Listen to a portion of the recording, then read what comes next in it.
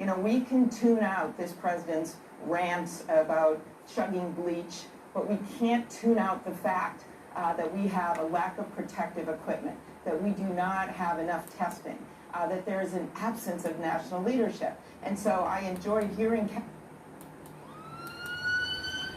At least 4,000 people have died of coronavirus in Brazil, the largest country in South America.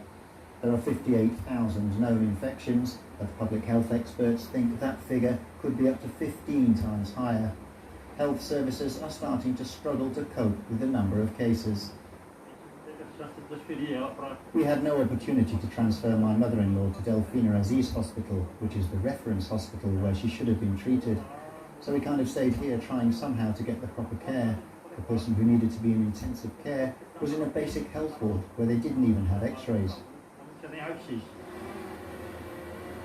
Outside the Ecuadorian port city of Guayaquil, bodies are piling up in refrigerated trucks because the hospitals are overwhelmed. Doctors are in short supply and bulldozers are digging mass graves at cemeteries, and it's thought the peak of the pandemic has yet to come. In one of the city's hospitals, the dead are even being piled up in the bathrooms, according to one health worker who spoke to journalists by phone. The morgue staff didn't prepare for so many deaths.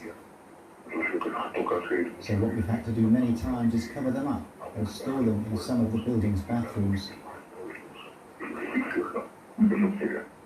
In Cuba over the weekend, a team of 217 healthcare workers were preparing to travel to South Africa to help in the battle against COVID-19. The doctors, nurses, epidemiologists and technical experts were due to arrive on Sunday. Let's get a Republican perspective now from the chair of the National Governors Association, Larry Hogan of Maryland. Governor Hogan, thank you for joining us this morning. I know that yesterday was the deadliest day yet in Maryland. Do you still expect to begin the first phase of reopening in early May? Well, I laid out a plan yesterday that was very well thought out. First of all, Wednesday we put out, as chairman of the National Governors Association, we put out a roadmap and a guideline for all the other governors across America about things that they ought to consider. Yesterday, I launched our kind of roadmap to recovery for the state of Maryland, which incorporated some of those things that we put in the National Governors Association plan. It took the input from some really the top epidemiologists and scientists here in Maryland, from Johns Hopkins and from Scott Gottlieb, who's the former FDA commissioner, from an AEI report and from a Hopkins report. It's very well thought out, and we're watching certain... Exactly 2 months ago, President Trump declared that the 15 coronavirus cases in the U.S. would be close to zero in a couple of days. We all now know how wrong that was. Betty, the big unknown in all of this is how coronavirus reacts to treatments that have worked in fighting other viruses. For instance, convalescent plasma, I'll explain, given by COVID-19 survivors, might help those who are still fighting the disease. So, to see if that might be effective, a first-of-its-kind transfusion took place at UCSF, and Kenny Choi has the story. The hour-long procedure happened at UCSF Medical Center late last night. We do not know the condition of the patient tonight, but it's what this transfusion could do in the future that has some doctors very hopeful in the fight against COVID-19. The transfer of convalescent plasma from a person who has recovered from a disease to a patient battling it has been done before. What's the significance of this? Because we really want to understand whether or not this actually works. We think it might, based on other diseases, but COVID-19 is COVID-19. We need to know if it works, because if it does, then there'll be more enthusiasm for using it as standard therapies. Plasma is the liquid part of your blood containing antibodies, which help fight an infectious disease. Transfusing it to sick patients has its history of success and failure.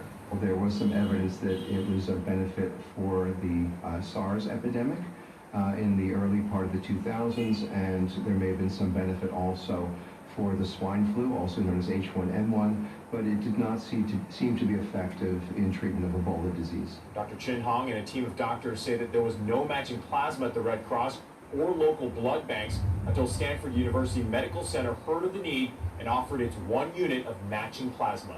It was just like a Match.com for convalescent plasma, and then the magic happens. For these transfusions to happen, under what conditions are they done? I think we're going to first start with the folks who are doing really badly in general. I mean, so the sickest patients. So those are people in the ICU or ventilated. UCSF Medical Center has seen an estimated 60 patients with 23 transferred into the ICU since the pandemic ignited. One person has died due to COVID-19. If those numbers were to skyrocket, one issue could be the low supply of convalescent plasma at blood banks. We're even more excited that people are so generous to want to donate themselves and to help loved ones or other individuals whom they may not even know. If you'd like to help and donate, you can contact the Red Cross or any local healthcare institution that is collecting COVID-19 plasma donations. In San Francisco, Kenny Choi, KPIX5. Many people say their dreams during this pandemic are different than their pre-pandemic dreams, more vivid.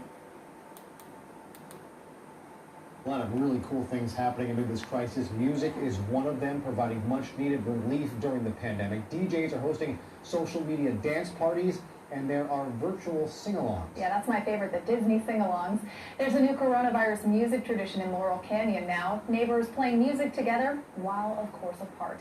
Eyewitness News reporter Amy Powell is live with a look. Amy, I can't wait to hear about this one. Well, you know, this is really a heartwarming story, Veronica. You know, it's a tough time for musicians. So many shows and concerts have been canceled. But in Laurel Canyon, some musicians have found a way to do what they love, and it's making a lot of people happy. Live from the front porch stage, residents are being entertained on Saturday evenings in Laurel Canyon. Bill Monk, a former professional musician and music teacher, is joined by his 13-year-old daughter and a 14-year-old neighbor playing for about a half hour in front of a socially distanced audience standing in the street. Well, it's obvious it's frustrating being on quarantine, and especially if you're a musician and your life is performing.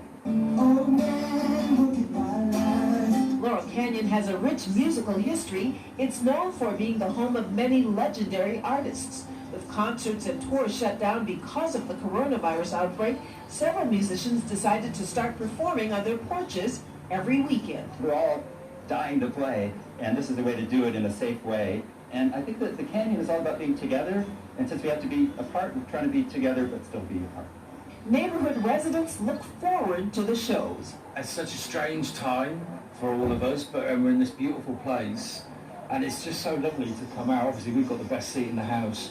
We just trot out to the terrace. We're all staying at home and isolating, so for us to be able to come out and just be on the street and still keep our distance, but to enjoy a little bit of music is really exciting. In Hollywood, DJ Shabby D has taken his show to the rooftop of his apartment building. Inspired by online videos of people playing music from balconies all over the world, Shabby D says he wants to bring his neighborhood together and spread joy with music.